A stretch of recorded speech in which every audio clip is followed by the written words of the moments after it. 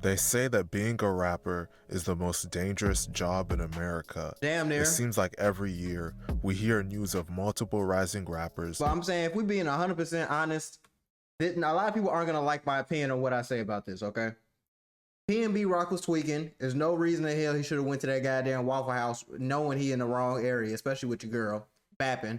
King Von was bapping. He shouldn't have goddamn walked up to Quando and tried to whoop him. If anything, he should have sent the guys over there to do that shit. Dolph was tweaking. He shouldn't have been in the goddamn hood going to the cookie shop. I don't give a damn what you was going there for, bro. You send somebody else to go do that shit, especially not in your car that's wrapped in the camo that everybody know that's your car.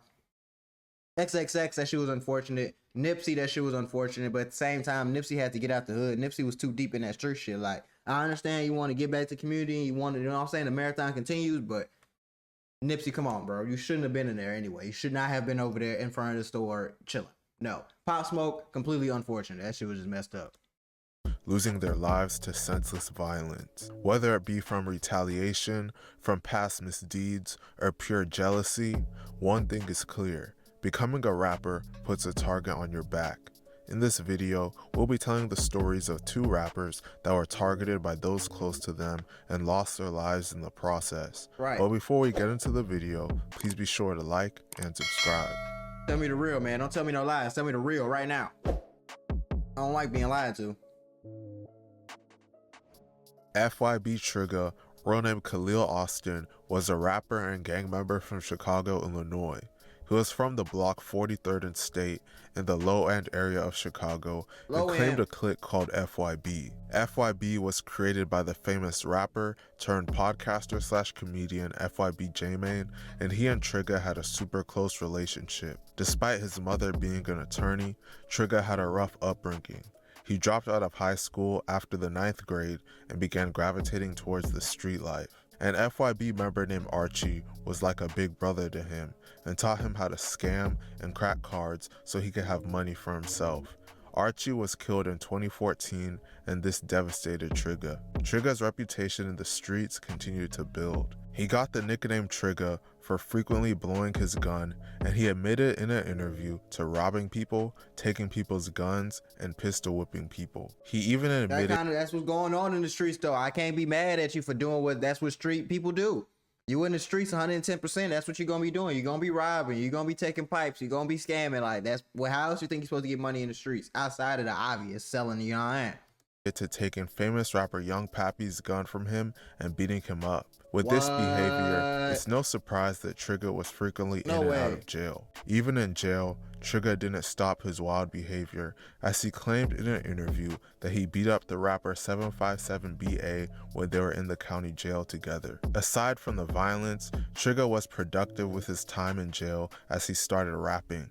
When he got out of jail, his friend Monte pushed him to take rap seriously, and he did, dropping multiple songs and music videos. Despite pursuing music, the streets were still a very active part of Trigger's life. In 2022, Trigger got into a shootout with his ops while shooting a music video. Trigger and some of his entourage went to a gas station to shoot some scenes for his music video when some of his ops spotted him. An argument ensued, and eventually both sides started shooting at each other. Trigger got shot but survived his injuries. This wouldn't be the last shootout Trigger was involved in. Trigger's habit of robbing people of their guns would eventually lead to his death, allegedly at the hands of one of his own friends. On May 30th, 2022, FYB Trigger, Monte, Benji, Dad, and others were at a house in the 1300 block of East 93rd Street hanging out with another FYB member that hadn't been around them much lately. That FYB member was FYB Mozzie.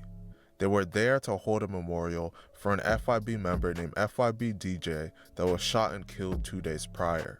Trigger was mad at Mozzie because Mozzie had snitch allegations on his name, so Trigger didn't want him around. An argument ensued, then Trigger allegedly took Mozzie's gun and pointed it at him. Mozzie had another gun on him and pulled it out and shot Trigger in the chest 3 times. Trigger thought he was getting set up, so he shot back and shot at all the other FYB members there.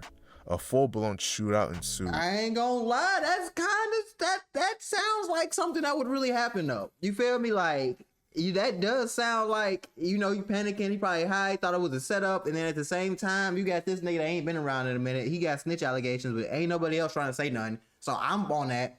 And what you mean he just happened to have 2 pipes on him? Like that is a normal occurrence of no grade. But what you mean you just had 2 pipes on him? Monte, Benji, and Thad were all hit and injured. Trigger got shot in the chest, side, and groin. They all survived, but Trigger ended up dying from his injuries, officially passing away at just 25 years old. Mozzie was never charged with murder as the shooting was ruled self-defense. It's crazy how a simple argument could escalate to a point where someone felt they were left with no choice but to kill their own friend. That happens more often than y'all think. All right, let me hear what you guys say about Lil Scoom, because I know you be having your facts right. Real name Asarian Hogan, was from the east side of Chicago. He grew up on 87th to 89th in Burley and was a member of a set called the Burley Boys. Growing up, he had an up and down relationship with his father and was raised primarily by his mother. He was originally a basketball player, but as time went on, he started to drift more and more to the streets. Scoom would always do little petty crime here and there, but he fully jumped into the streets at age 15. He eventually started rapping and began building a name for himself. Scoom had serious beef in the streets. He would make posts on his Instagram story dissing his dead ops. Damn. In the last interview he did prior to his death with YouTuber DJU TV, Scoom bragged about how anyone that dissed him or his crew would end up dead. As you can see, Scoom couldn't leave the streets alone. But I ain't trying to say Scoom ain't like that. I'm not saying that at all when I say this next statement. I feel like hanging around Lil Jeff, like, if you hang around 5 billionaires, you might become the next billionaire, at least a millionaire. You hang around 5 robbers, you gonna become the goddamn next robber. You feel what I'm saying? So it's like, when you hanging around somebody that's really, him, Q50 and all they ass, like, yeah, you never know how shit gonna go down. Know how it's gonna break down, man. Was very talented and was beginning to blow up as a rapper. Despite his rising fame, the streets would catch up to him before he could fully capitalize on it. Scoom dissed an affiliate of a gang called Risky Road named 30. This would allegedly make members of Risky Road target him. Risky Road has many members that are crash outs, and they've posted videos of themselves sliding through enemy territory looking for one of their ops to kill. And that's how we hit y'all block. On Miles, you come outside getting that ass baked. How y'all coming? Button on you. Come out, check it out. Can you imagine? Can you just imagine, bro? You sleeping at your auntie, uncle, mama, granny, whoever crib, right? And then you go on your story. Like you feel you got like these little out pages, you feel me? You be looking at the op shit. You go to the op shit like 2 hours ago, an hour ago, they was outside with yappas walking up the street. What the fuck? What? Like this shit make you go crazy. Out there. Oh man, you come out, that's how we hit y'all shit. This how y'all supposed to hit our shit, you know? One of these little old crib, on Miles, come outside, get your ass dropped. Shoot out the window, get your ass dropped. At it. High as hell, back gotta at be. it. We ain't on phone them, Preston. We ain't on phone them, Preston. Hey, look, we just gonna terrorize the whole city. We making our way around. You ain't got no button, no. You ain't got no button, no. Your rain camera too. Got big hog, know what we do. We on Preston. Eventually, this beef would catch up to Scoom. On July 7th, 2024, at about 11:50 p.m., Scoom and a 16-year-old friend of his were arguing with someone in the 700 block of East 89th Place when the person opened fire, striking them both. Scoom was shot twice in the chest and was taken to University of Chicago Medical Center, where he passed away at just 18 years old. His friend was shot in both thighs and was taken to the same hospital where he survived his injuries. There's been widespread rumors that little Scoom was set up by a female to be killed. A Ring doorbell camera footage was released that shows Scoom with his friends and a girl. This video has furthered the internet's theory that he was backdoored, and Scoom's ops have also bragged about him being backdoored.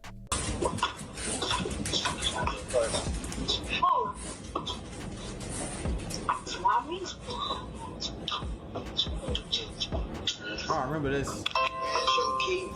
told you I don't have no key. I take this all the time, bro. I don't have no key. Like, Is you slow? I'm like, I'm do this, but it's easy to penetrate.